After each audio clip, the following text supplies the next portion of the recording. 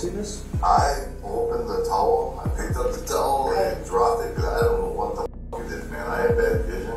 And she's like, is that what I think? I don't know what the fuck it is. Do you want to stay with those two? I'll just go see it. Yeah. Where's it at? Right there. Look right, there's a button with a towel on it. In just a few moments, detectives from the Brown County Sheriff's Office will find the horrific scene that this mother had discovered. It all started with a 911 call. Very positive my son's head is in a bucket. I know a bucket in my basement. Okay, what makes you think that? Because I looked in the bucket. What did you see? Exactly what I told you. This chilling 911 call was made by Tara Pekanik, mother of 24-year-old Shad Thyrian, from Stony Brook Lane, Green Bay, Wisconsin.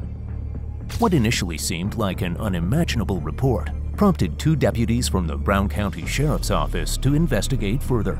But when they arrived, the nightmare quickly became all too real.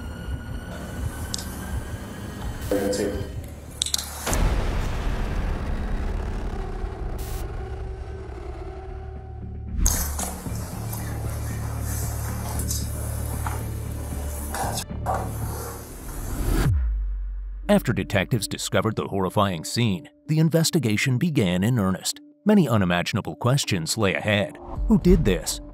Where was the rest of Shad's body? Why would someone do something so vile to another person?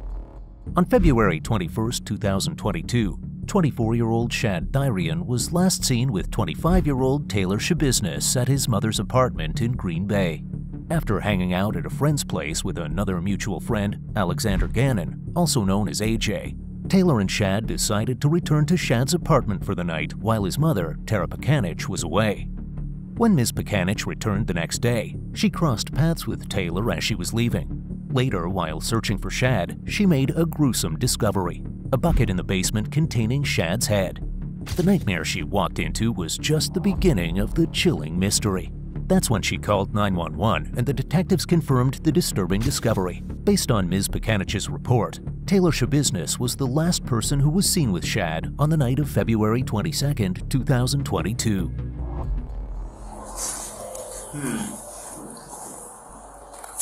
Hey, who did that?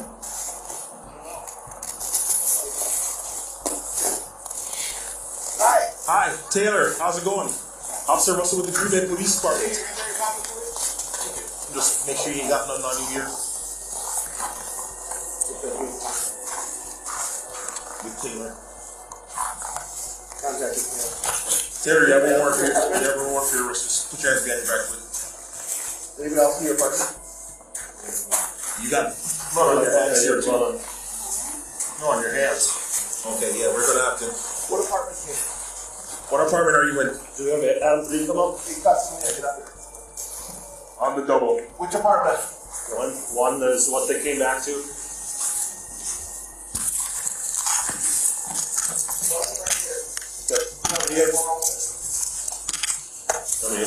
Yeah, go. Guys, hurry and get here now.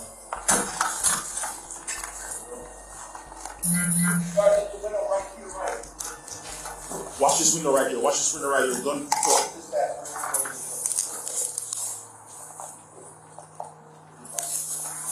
Go in here. Come to the back of the apartment. That's where we're at. You, come over here. Two more will be fine. If 84 is here. Hands up! Yeah, contact with the mail. Hands up! Walk out 20 feet. Have a seat. Get out of the house. Who else is in the apartment? Be straight up. Tomes? Who else? Just Tomes? Is he armed? Nobody's armed? Nobody's armed. You sure? I'm sure. Green Bay Police! Everybody get here! Announce yourself now! Go ahead.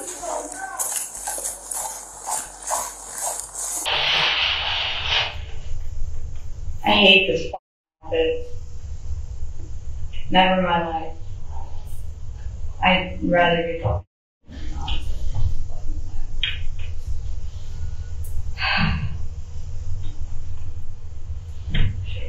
Clean the up. What are you doing? Charged with beheading and dismembering her ex-boyfriend, Taylor sits in the interrogation room, complaining about the cleanliness and her uniform, staring directly into the camera. Not a trace of remorse crosses her face. It is difficult to understand if it is her sheer arrogance or whether there is something darker at play, blurring her sense of right and wrong. And then, so we know you were there at one point. Yeah. With Shad. Yeah. But we also know you left. Now that van, is that your van? No, that's my neighbor's. Your neighbor's van. Oh, the guy I was staying at.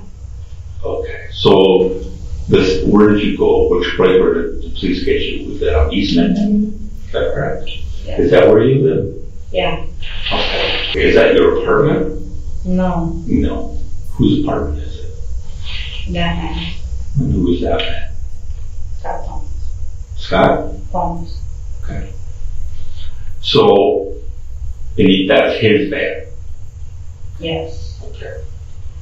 And so, did you leave from Shad's house and go to Scott's house sometime today? Yeah. Okay. Well, they found part of Shad at his house, his mom's house. Found his head. Where's the rest of his body? It's there, inside his house. It is in the house? Inside his house. Okay. Can you tell me what happened?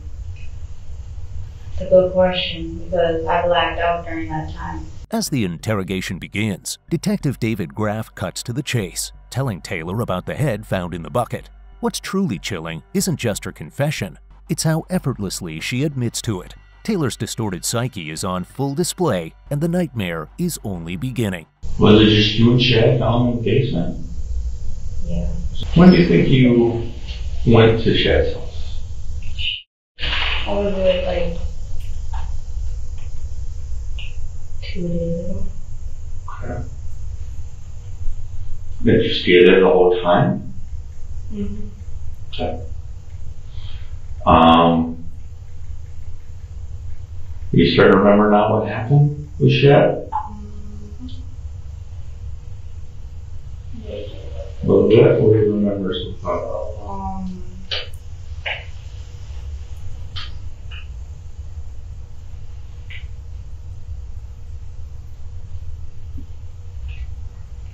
I don't know, there's this chain thing, right? And then, yeah, like I was playing around with it. Okay. And like we were smoking the bitch, right? Okay. And then, I'm terrible at explaining things, so, let's see here. And then, here comes the chain, right? And then he put it around his neck. Well, we were like playing around and shit, and then I don't know. So you were smoking a bitch. What would that be? Ice. Ice? Ice. Okay.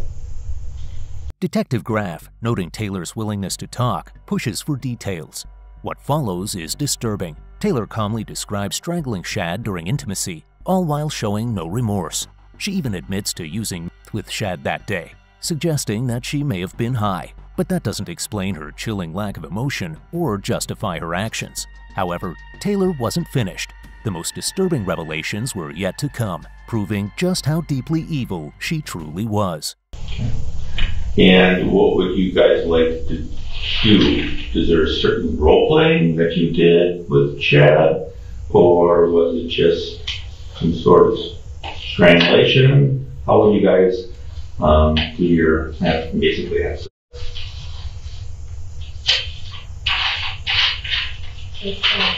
Like, I just want to,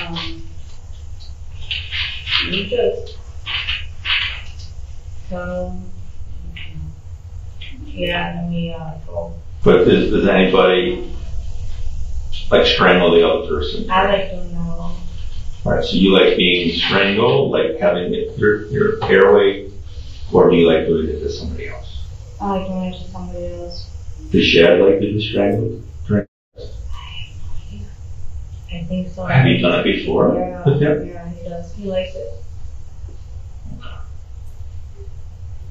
Have you used what we call props in the past? Yes. What?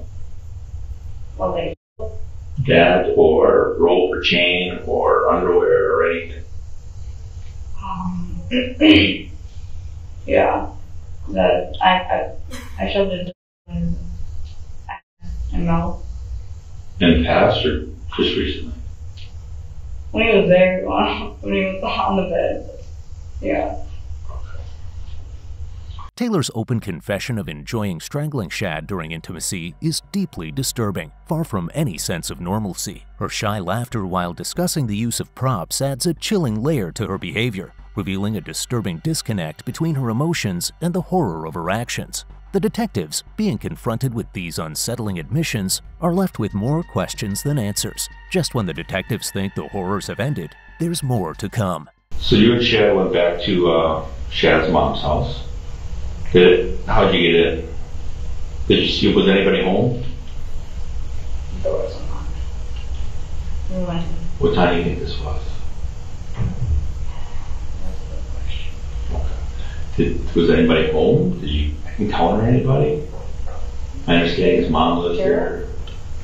Tara? Tara? Is that the mom's name? Yes. Head.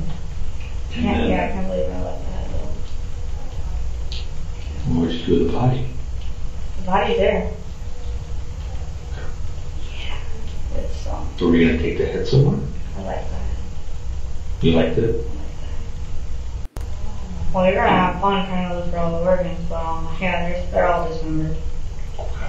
Yeah. So you dismembered the body too? Yeah. Well, what did you do with the body parts? Oh, they're Basement, upstairs, downstairs? absolutely in the basement. I know, I forgot the head. I wanted the head. Did you bring anything with you?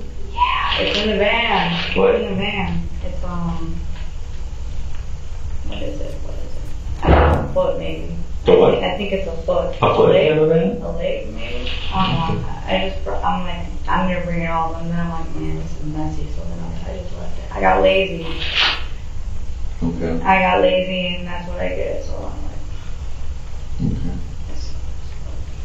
So there's going to be maybe a foot or a leg in the van. And then, yeah. what did you do with the head? I forgot that was in the van, so, yeah. What did you do with the head? The head, I put it in that bucket, that black bucket. Black bucket? With the blanket on top. Okay. I should have it. And then where'd you leave it? Leave the head? It's still in the bucket. It's right by the stairs. By the stairs?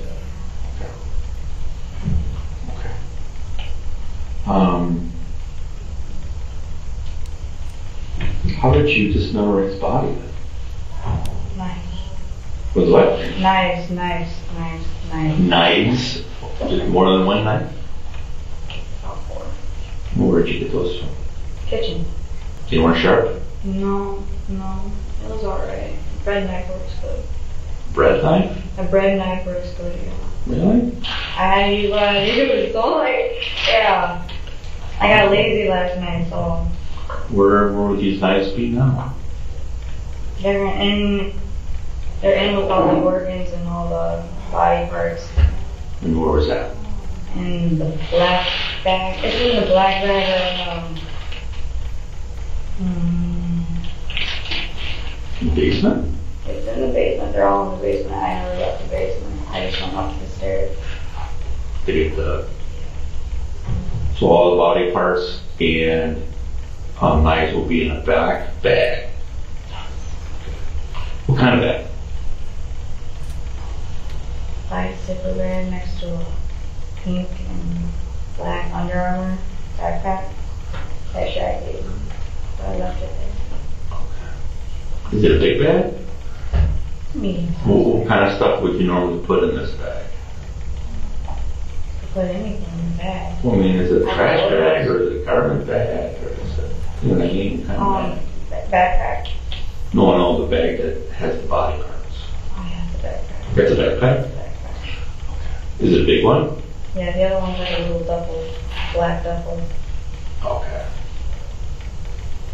So you, at one point, did you bring these bags with you? Or were they already there? I was gonna, but I got lazy. And Right, you're gonna bring them with you when you left. But were the bags there when you used them? Or did you bring them with you with Shad? Or did you just find them there? They were there. I found them there, and I emptied them out and put them in there. And Taylor's calm confidence as she confirms the body in the house and admits to dismembering and bagging it reveals a chilling detachment from the crime. Yet, when asked about meeting Shad's mother, she expresses regret, not for the murder, but for leaving the head behind, admitting she got lazy during the dismemberment. This shocks even the seasoned detective. Did you want Shad to be dead? No, it was out of random. Like, I wasn't expecting that, and it kind of threw me off guard. And it was in an open place, you know, like, you went in the basement, right? Mm-hmm. It's pretty open. Well, I haven't done it, but is it? It is. Okay. So, like, it was weird. It was really weird. And you open the door to the outside, and you go down the stairs, and it's right there. Like, you can see everything. Like, ready to go down the stairs. Yeah. And so, where did you get the chain? I don't know. He pulled it out of his pocket. He pulled it out. He had two of them, one for me, one for him. And can you describe them to me? Chain link. Chain link? Chain link and silver. Silver? Okay. And what size? Was it like a dog chain or a large lock type of chain? You They're know like this big. So silver chains. Yes. And he had two of them. And what did you guys do with them? We put them around their necks. You did. Okay. And then what were you doing while they were around their necks? I was strangling them. You were strangling them? I was having fun with them, and then Was their clothes on or off? he had his shorts on. He had his shorts on. How about you? I don't know. I didn't really care at the time. But, Did he ever put the chain around you? Was the chain ever around your neck? I put it around my neck. Do you have any marks or anything? You didn't get the chance to strangle me. Yeah, just you didn't get a chance to strangle you? No. Was that he was going to though? Or was that part of the? Yeah, I thought that was the thing, and then like I don't know, I just went a little crazy. Okay. So when did you realize that Shad was not alive anymore?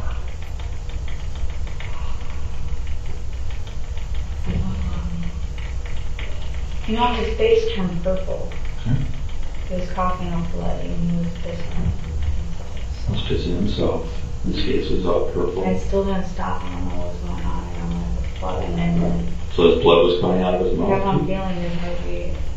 Hearing his heartbeat. I'm sorry? Hearing his heartbeat spread. Okay. Did you hear it stop? No. Maybe. No. Okay. No. So, I'm gonna try to do that. did you figure he was dead then?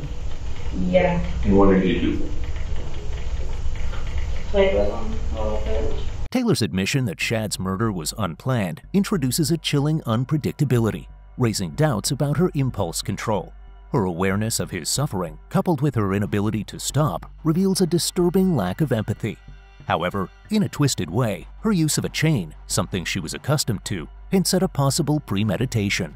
Her shy laughter while describing playing with Shad's body suggests a tendency, further pointing to a deeply psychopathic mindset.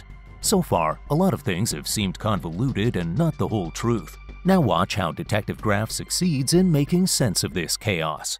So then the three of you smoking marijuana, you and Shad smoked meth. And so then what happened then? Who went where? I started cutting Shad's hair. That's right, you said you Yeah, gave him a haircut. Give him a haircut and everything, and then right after that, AJ was just like, yo, I'm gonna go. So then I'm like, alright, see ya. You left on her own? Yeah. And me and Shannon, we took her out. I shot him up, and then I took him out. I had one shot too. Then where did you get that stuff from? That's the same place. I know, but, so you bought it with the meth, you bought the other stuff too? But where did you shoot him up with? Same, the trash. Yeah. I crushed it. I crushed it up. And where did you get the trash from? The table. The table, where's the table located? No, it's right by Scott's Was it Scott's trash? Yeah, he is. So you took some pills from where? You said on a table? From the counter.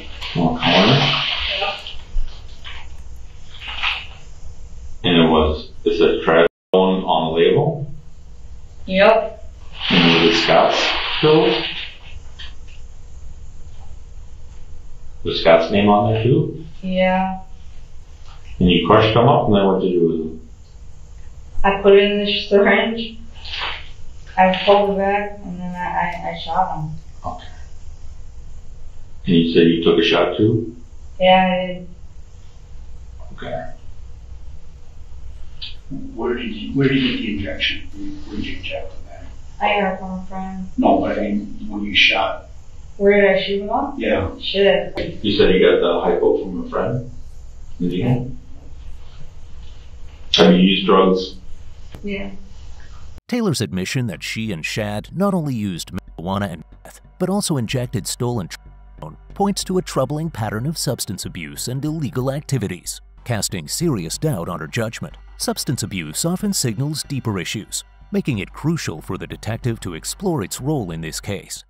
I didn't mean for all this to happen, and I'm like, I know I Yeah, I'm sorry. That's what happened. No, you know, it's feelings, got a mom and a sister and a dad and family, and more and more of being sorry, you know. You killed them. Didn't mean for that to happen. You didn't mean to kill them? But you didn't try to help them? No, I didn't, no. It works both ways, like I have no idea, Right, you knew he was gonna die, so. I mean, I didn't, but at the same time I woke up like, that's bad. I didn't know what to do, cause like, he was gonna be like, ah, like, fuck, I don't know. You know what I mean? Cause like, I don't know. You liked it? I liked it. I'm like, fuck, like, it was, like, I didn't know what to do, cause like, oh, I liked it, so. Well, you knew that you didn't want to call the police or ambulance or anything, so. Actually, I thought about it. And then, I was getting angry at myself. Mm-hmm. Very angry at myself. Because I didn't have a practice. Yeah. Sucks not having that. Detective Graff's firm reminder that Shad is already dead, despite Taylor's apologies, is a classic tactic to assert dominance in an interrogation. Taylor's claim that the murder was impulsive, coupled with her comical expressions, suggests a troubling disconnect from the crime's gravity, possibly a defense mechanism. Graff's critical question about why she didn't call for help forces Taylor to confront her lack of remorse, pushing her closer to the reality of her actions. However, her behavior became more erratic as days passed by. On February 14, 2023, Taylor's attorney, Quinn Jolly, appeared in court to request a trial delay for his client. Despite initial reluctance, Judge Thomas J. Walsh granted the extension. Jolly argued that the defense expert required more time to evaluate the case and assess Taylor's competence to stand trial. Interestingly, Taylor wasn't pleased with the delay and quickly shifted the blame to her lawyer. See how she expressed her frustration. Shocking video shows an accused murderer lash out at her defense attorney as a judge agrees to push back her upcoming trial. You went off on your attorney, Taylor. You went crazy on your attorney. Taylor's violent outburst over the trial delay reveals serious issues with emotional control. Her impulsive, aggressive reaction underscores a troubling lack of impulse control, echoing the concerns from her interrogation about her unstable psychological state. After the chaos on February 14th, the court took a brief 10-minute recess. When proceedings resumed, Attorney Jolly stunned everyone by announcing his plan to file a motion for his own removal from the case. Taylor's emotional volatility was evident throughout her trial. Here are a few key moments. I just decided to stop dissociating a lot, and I felt bad for not talking to a whole lot of friends that I used to talk to, like Taylor and Chad. So I just hit up Taylor randomly. I was like, "Hey, like, what's up? Are you going to hang out?" And then basically I went over to the apartments, and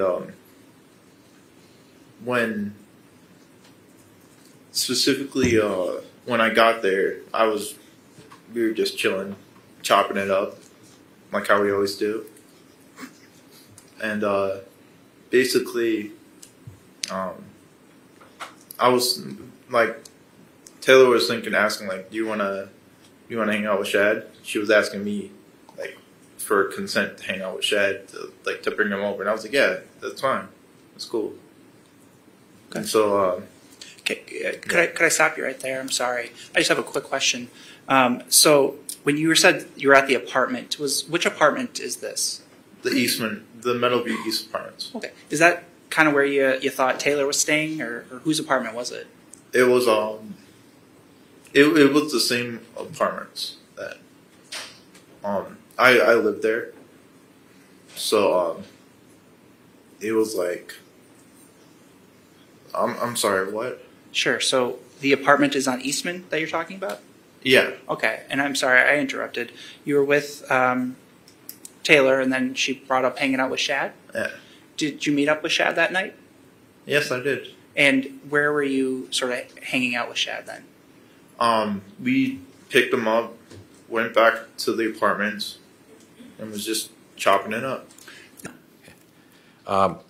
Did something happen to Taylor's mother at some point? She passed away. Okay. She passed away May 20th, 2009. In her sleep. Okay. Did that take a toll on your daughter, Taylor? Well, of course. Okay. Can you tell me a little bit, sir? Took a toll on my son as well, and me. Okay. Right. It took a toll on everybody, correct? Well, yeah. And when her mother passed away in May of 2009, how old was Taylor?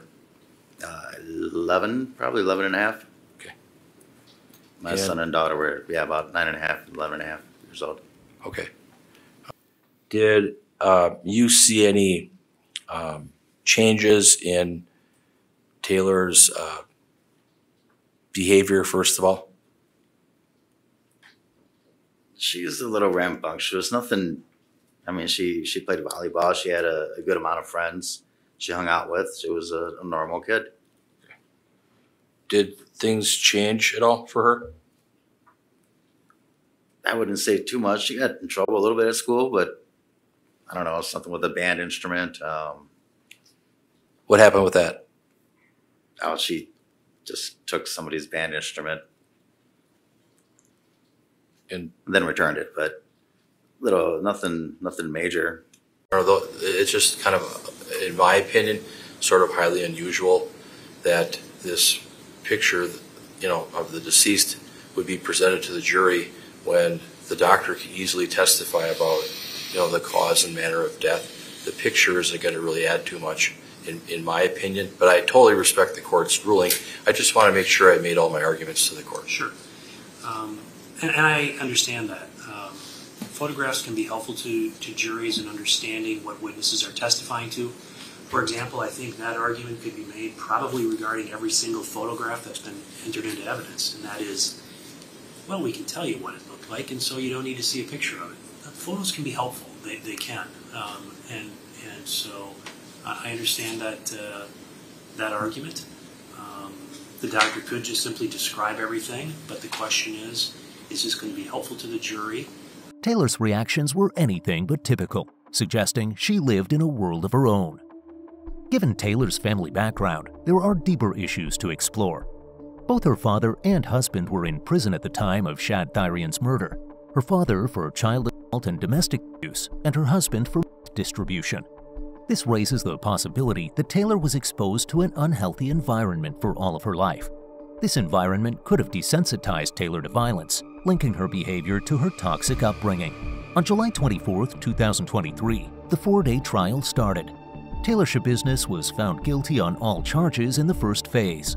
In the second phase, the jury unanimously concluded she had no mental issues at the time of the crime. She was sentenced to life in prison without the chance of parole. See how her expression holds up throughout the verdict. And my understanding is that the jury has reached a verdict. Is that correct? Yes. Right. If you would hand that to the bailiff then, please.